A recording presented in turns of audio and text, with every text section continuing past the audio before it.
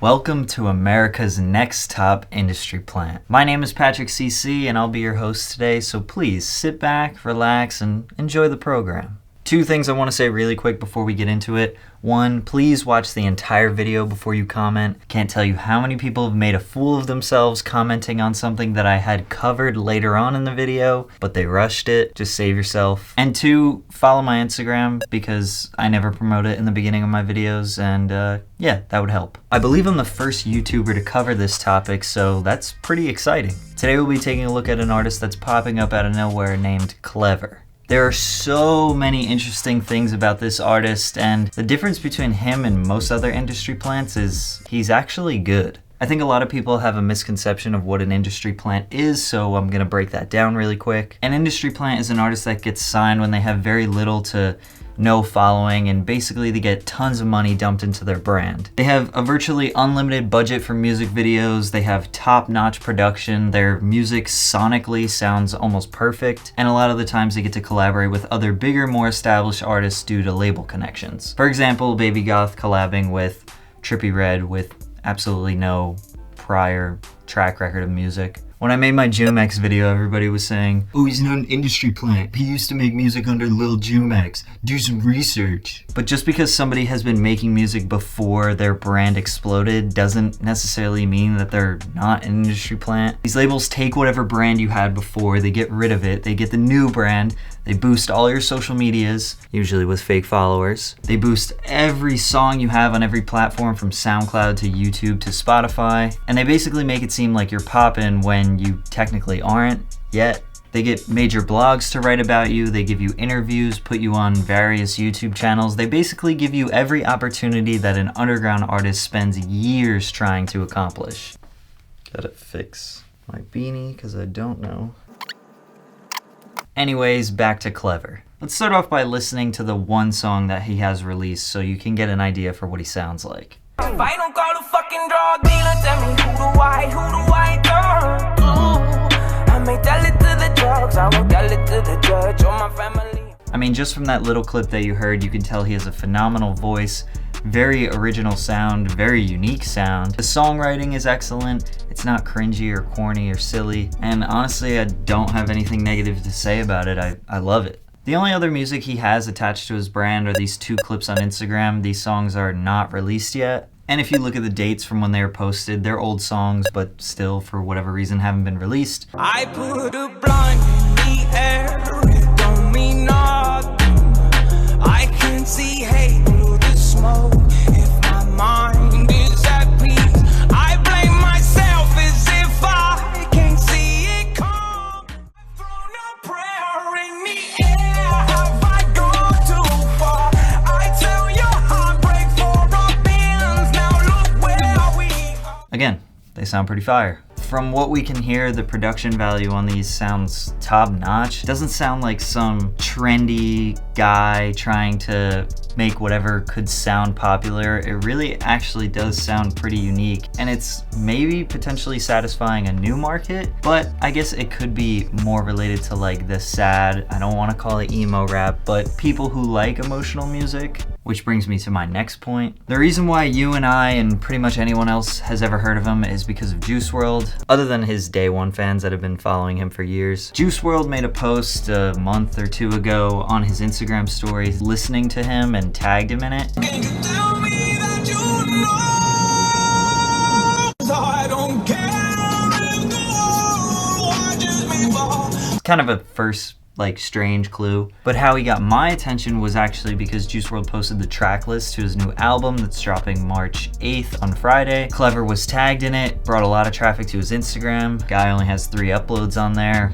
He has a bio that says industry plant, which I thought was interesting. And I'm sure once that project drops, he's gonna get tons more traffic, and probably every YouTuber on the planet is gonna be making this exact video. Also, Timbaland uploaded a little video on his Instagram of him mixing Clever's vocals.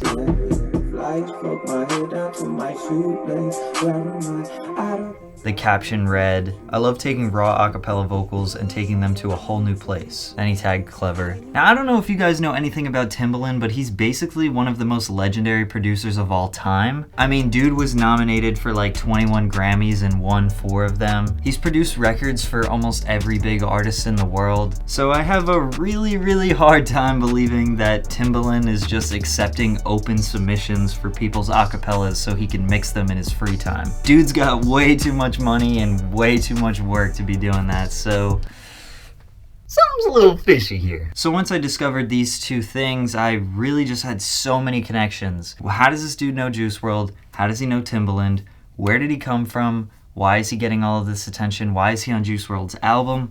There's just too many questions that needed answers. So I searched his name on Google and I was able to find a number of different things. He does unfortunately have a little bit of a criminal background, and for the sake of this video, I don't think it's necessary to focus any attention on it, but I do know that there are going to be other YouTubers that are going to try to expose him or say some bullshit about him. I just feel like it isn't necessary because I really like the guy's music, but it is honestly kind of interesting. But I was also able to find this one article that was talking about him going to a freestyle competition in New York City, and then I realized the date, 2006. That was 13 years ago. I was 10 years old 13 years ago.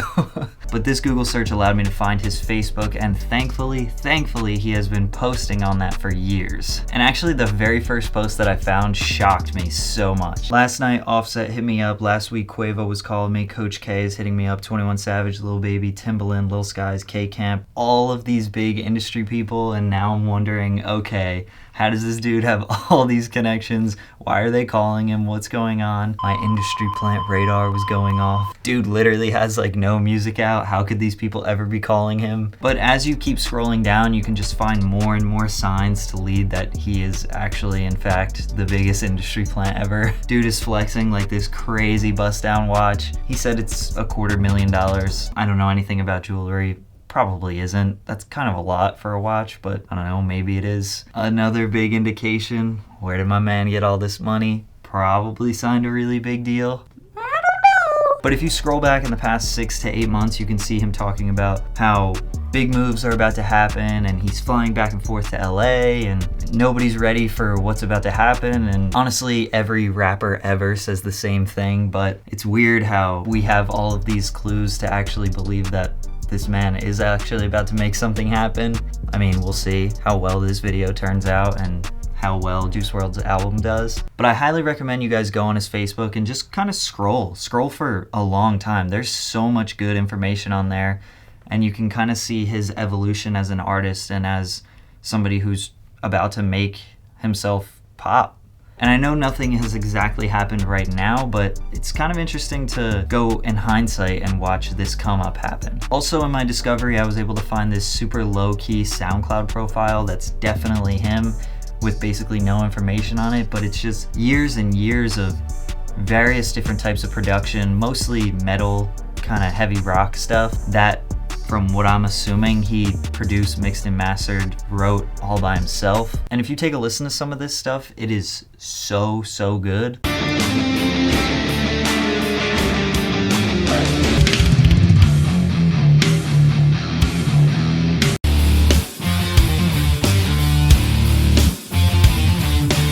So that led me to believe that this guy is actually really talented. He's very good at mixing, mastering, production in various different types of genres.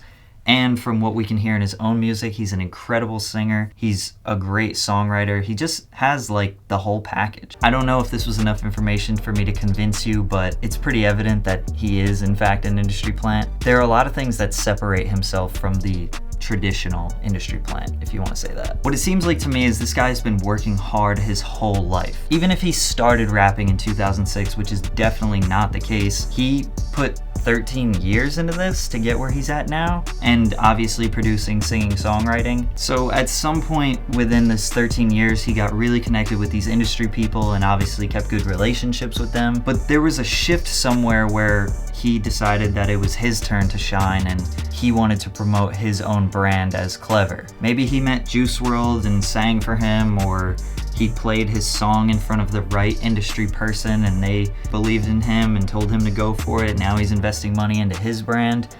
I mean, there's literally an infinite amount of scenarios that could have taken place to get him to be pushing his own brand into the spotlight. But the thing is, he's clearly put in the work over the years, grinded so hard to get really good at every aspect of making music. But what he didn't do was ever spend time trying to grow in the underground. He isn't corny, he isn't cringy, he isn't doing something that's oversaturated. Is he doing something new and refreshing? I would say so, but maybe some people hear it and they're like, oh, that's not that interesting to me. But the point is he isn't just some dumb, naive little kid who signed a piece of paper for clout. And my whole brand is about underground artists and people who are coming up through the underground, working hard, doing all that legwork for years before they can get even to the point where they can maybe get into the mainstream. So it's pretty rare that I'm gonna fully support somebody who's doing it the industry route, but I would actually really like to see this guy succeed. He seems like just somebody who totally deserves it, who's been working hard for years, and